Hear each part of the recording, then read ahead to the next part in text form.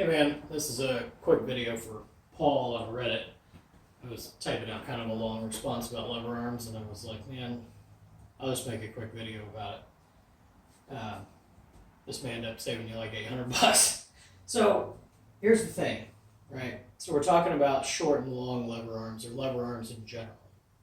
People have got it in their head that these things are super useful. You can do a billion different things. But if you understand physics a little bit and you understand balance, there are some real limitations to lever arms. So let's think about this for just a minute. You mentioned that you like the idea of using them for like military press, right? So if I stand here, imagine I've got a handle hooked up to this. As I press this,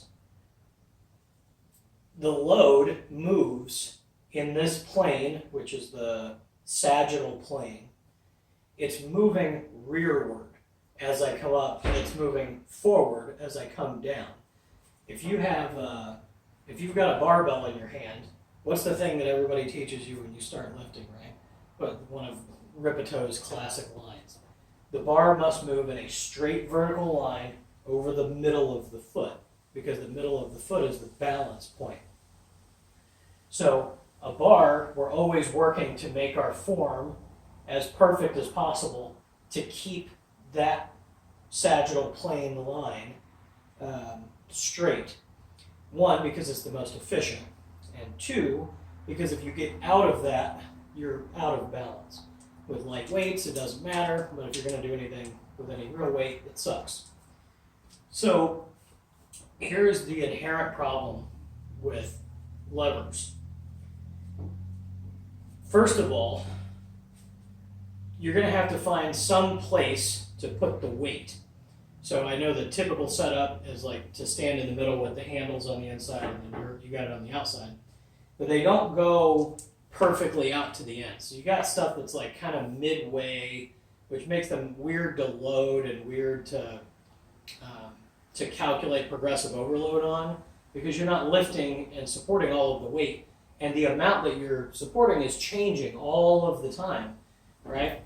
So it takes no force at all to move it here, and it takes quite a bit more force to move it here, because you have a pivot point here, and the further away the moment arm is, the more force it takes to move the same amount of load, linear weight. It's the same thing with, like, if you're thinking about a squat, right? And there's the more high bar squat with your knees forward, and then there's the low bar with your hips far back. Well, the reason why you can squat more low bar is because you're increasing the moment arm on the stronger muscles, which are the hips, and decreasing it on the quads. So as you can see, let's use just like round numbers, and I don't know that this is anywhere near correct. But let's say in your starting position for an overhead press, you've got it at kind of this angle. So maybe it's 80 pounds. Then right here it's like 100 pounds. Then here it's 80 pounds again. Now it's 60 pounds, right? It's real fucking weird. It just doesn't feel quite right. And on something like a military press, it's not the end of the world because the range of motion is not extremely long. But the bar, it's going to pivot in your hand. It's going to feel kind of strange. The other thing is, setting these up is a royal pain in the ass. Even the Rogue ones that slide up and down the uprights, it just kind of sucks, because what you have to do is, like, you also mentioned something like chest presses, which let's think about like an incline chest press. So you've got your incline bench in the rack. Well, you can't start the movement with the arm perfectly vertical against the rack. One, because again, there's no resistance here, so you're not going to work your chest at all. You're just going to work your lockout. So it needs to start like here, and then you need to be able to push out here. Well, already, again, it's going to get heavier as you go along, so it's going to be as if you're training with bands and chains all the time. The second part is you got to find a way to make this stay here. Now, if you own spotter arms, you can use the spotter arms for that. But, you know, it's real fiddly, especially if you forget and you've already got the shit loaded. Then you have to try to like finagle your ass under here and hold this so you can get the arm in the right spot, and then you let it down. It's not the right height. You have to move it back up again and take it out, put it back in, and try and dick around. And you do all of this effort and spend all of this money for an attachment that kind of sucks at everything. Like rowing is way easier on just a landmine.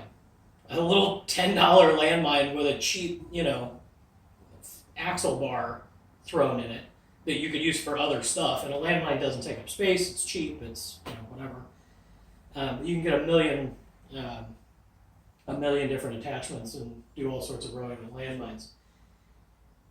Specifically, let's talk about real quick on the idea of shorter versus longer arms.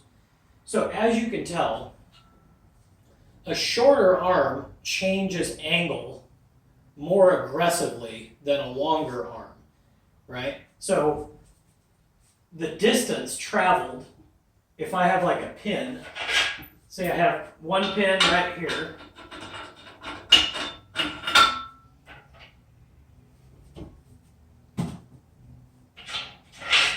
and I have one pin out here. See how as I move this arm, this pin moves a really long distance. This pin moves a very short distance. See that?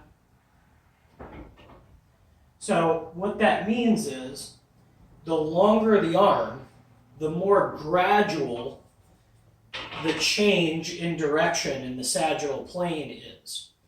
So that's fairly important because with a long enough arm, this is why pressing with a landmine feels pretty good, because a landmine, if you're using a normal bar, is 7 feet long.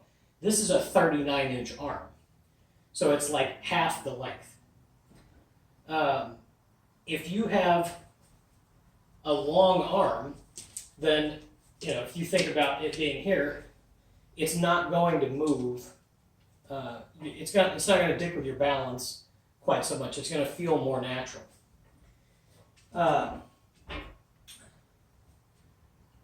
The other thing I wanted to talk about was I kind of like these Titan arms, and I don't usually like Titan at all. I try to buy not as much stuff from them as I can, but I like them because they come completely off of the rack. And so, you know, with just one pin, which it's got a bolt right now, but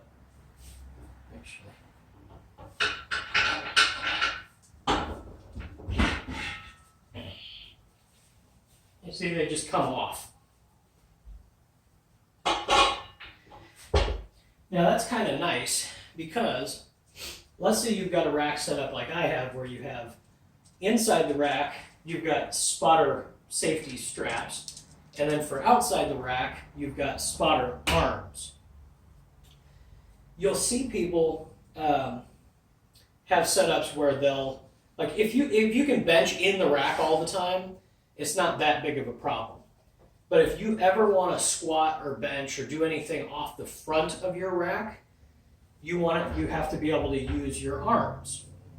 Well, when people have these permanently affixed to the front of their rack, they're not perfectly stable, right? They swing, you know, a little bit, especially at the bottom where there's no resistance. With a J-cup, not really that big of a deal, right? You get set up for a squat and maybe it's a little wobbly. It's not great. It doesn't feel very good. It's not the end of the world.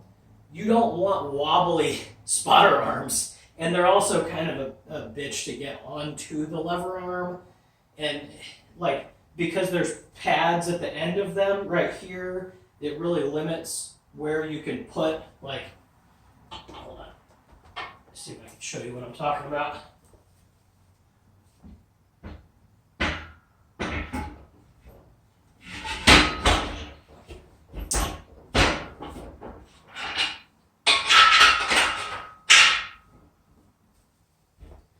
So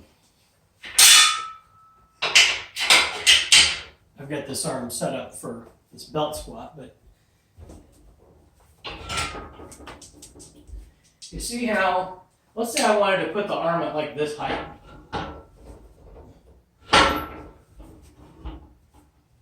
Can't do it because this runs into the stupid bump stop. And you can't put it behind the arm because the arm's in the way. And you can't, like, it's just, I would have to, for this to mount and actually go on, yeah, I could probably go down one more hole than this. But it's like, dude, I can't bench here. This is like as tall as my bench height. So it's just, it's a pain in the ass.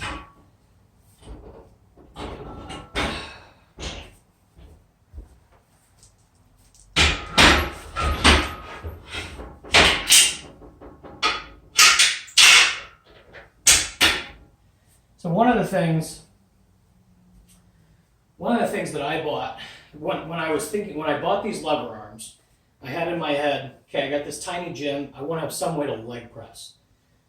And everybody's going on and on about these lever arm leg presses, and Titan now has the stealth leg press, and people make DIY versions and all that stuff.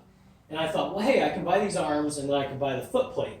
And you probably can't see it on the camera, but I've got the Titan foot plate back there, which is the same as Rogue's like step thing or whatever, monster leg seat.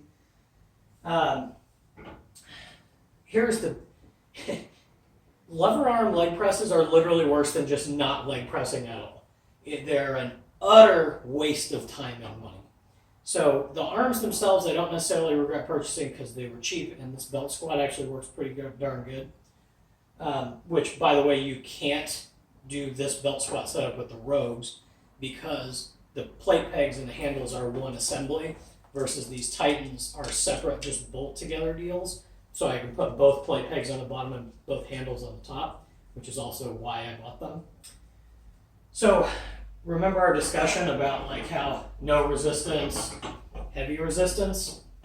Imagine being one of those schmucks in one of the Titan advertisements where they're sitting on an adjustable bench right here and they're pushing out with their leg.